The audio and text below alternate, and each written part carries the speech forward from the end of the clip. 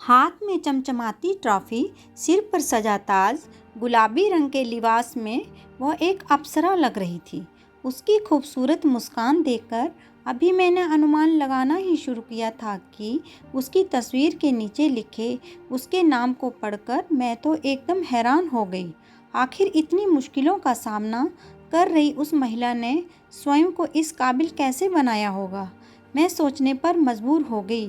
दिया मेरे पड़ोस में रहती थी। हम दोनों के पति एक ही जगह पर नौकरी करते थे। उसके 2 बेटे जिनकी उम्र 6 महीना और 3 साल की थी। दिया का सारा समय बच्चों की देखभाल और घर के कामकाज में बीतता था। इस सब में वह खुद के लिए समय निकाल ही नहीं पाती थी। खूबसूरत दिया की मुस्कान किसी को भी अपना बना लेती थी। पड़ोसी होने के नाते हम दोनों अच्छी सहेलियां बन गई थीं।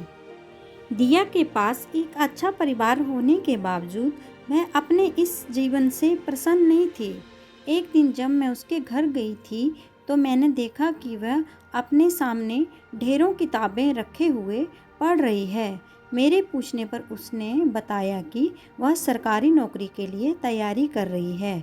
वह समाज में अपना नाम बनाना चाहती है और अपने परिवार को ऐशो आराम की ज़िंदगी देना चाहती है।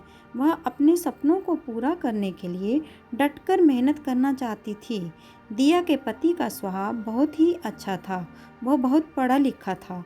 वह दिया को बहुत प्यार करता था। वह चाहता था कि दिया भी आगे की पढ़ाई करे और अपने सपनों को पूरा करे, परंतु कम आमदनी की वजह से वह उसे अच्छी कोचिंग दिलवाने में असमर्थ था।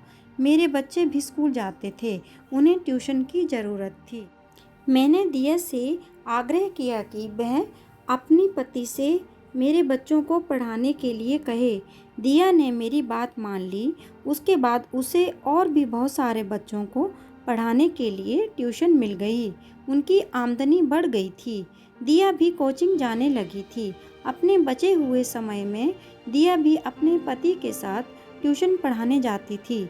सब कुछ ठीक ठाक चल रहा था कि अचानक दिया के पति की तबीयत खराब रहने लगी। कई डॉक्टरों को दिखाने के बाद भी उसे आराम नहीं मिल पा रहा था। वह दिन प्रतिदिन कमज़ोर होता जा रहा था। इस बीच काम पर न जाने की वजह से उनके घर की आर्थिक स्थिति खराब होती जा रही थी।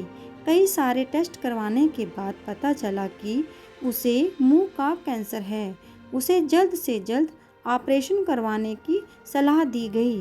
दिया ने अपनी सारी जमा पूंजी अपने पति के इलाज में लगा दी। ऑपरेशन तो हो गया था, पर अभी इलाज लंबा चलना था, जिसके लिए बहुत सारे धन की ज़रूरत थी। वह अपने पति के इलाज में कोई कमी नहीं रखना चाहती थी। कैसे उसने अकेले अपने छोटे छोटे बच्चों को संभालते हुए अपने पति का इलाज करवाया होगा, मेरे लिए ये एक प्रश्न बना हुआ था। आज 10 साल बाद दिया की फ़ोटो अखबार में देखी तो ये जानने की इच्छा हुई कि आखिर कैसे दिया ने इतनी बड़ी उपलब्धि हासिल की होगी। मैंने अपनी पुरानी डायरी से उसका नंबर निकाला और उससे बात की। कई गिले शिकवों के बाद उसने मुझे बताया कि उसके पति को दूसरी बार कैंसर हो गया था। उसे बचाने के लिए उसने हर किसी से मदद मांगी, परंतु लोगों की मदद से भी इलाज में कमी ही रह रही थी। उसने नौकरी की बहुत तलाश की, परंतु उसकी पढ़ाई और ढेर सारी किताबें किसी काम न आ सकीं। उसने गुस्से से अपनी सारी किताबें कबाड़ में डाल दीं और अंत में उसने मॉडलिंग के रास्ते को चुना।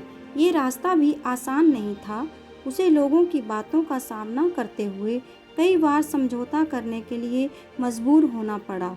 उसने अपने दुखों को ही अपनी ताकत बना लिया, अपने गमों को अपनी खूबसूरत मुस्कुराहट के पीछे छिपा लिया।